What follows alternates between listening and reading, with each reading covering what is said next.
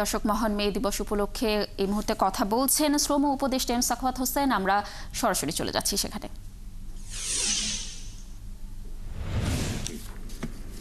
আপনারা জানেন প্রধান অতিথি বিশ্বে যে তথ্য দিয়েছেন 3-0, সেই 3-0-র একটি হচ্ছে যে বাংলাদেশের দারিদ্র্য সম্পূর্ণভাবে বিমোচন করা, এবং সেটা যাত্রা শুরু করতে পারি আমরা শ্রম বা শ্রমিকদের ন্যায্য দাবি এবং শ্রমিকদের ভবিষ্যৎ ভালো করার মধ্য দিয়ে।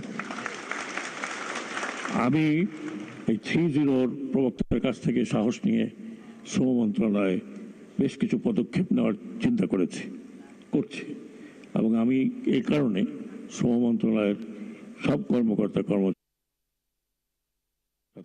রয়েছেন। আমি শ্রম সম্বন্ধে বেশি কিছু জানতাম না, এখন জানার চেষ্টা করছি।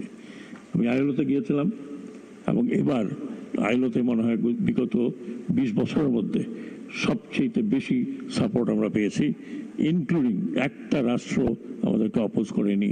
আমরা যে সংস্কারগুলোর কথা আইএলওতে বলে আসছে, যে রোড ম্যাপ দিয়ে আসছে, এটা আমি মনে করি একটা বড় সার্থক বাংলাদেশের জন্য, বাংলাদেশের শ্রমিকদের জন্য।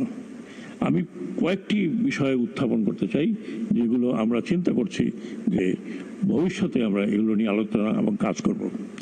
এবং এটা এককভাবে নয়, শ্রমিক, মালিক এবং সরকার তিনজন মিলে আমরা কাজ করব। অফকোর্স এখানে আমি আশা করব যে আমাদের প্রধান উপদেষ্টার অকুণ্ঠ সমর্থন আমি পাব। প্রথমত সুলতান সাহেবকে অনেক অনেক ধন্যবাদ।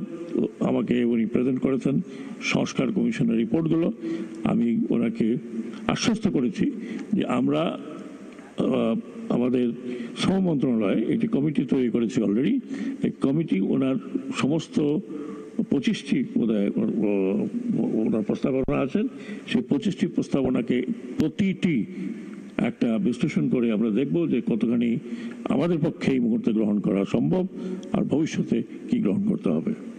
ইতিমধ্যেই আমরা শ্রম মন্ত্রণালয় থেকে আমাদের উদ্যোগে আমরা একটি বেসরকারি ইউনিভার্সিটির সাথে এমওইউ সাইন করেছি, যারা আমাদের জন্য গবেষণা করবে, বিশেষ করে শ্রমিক ক্ষেত্রে।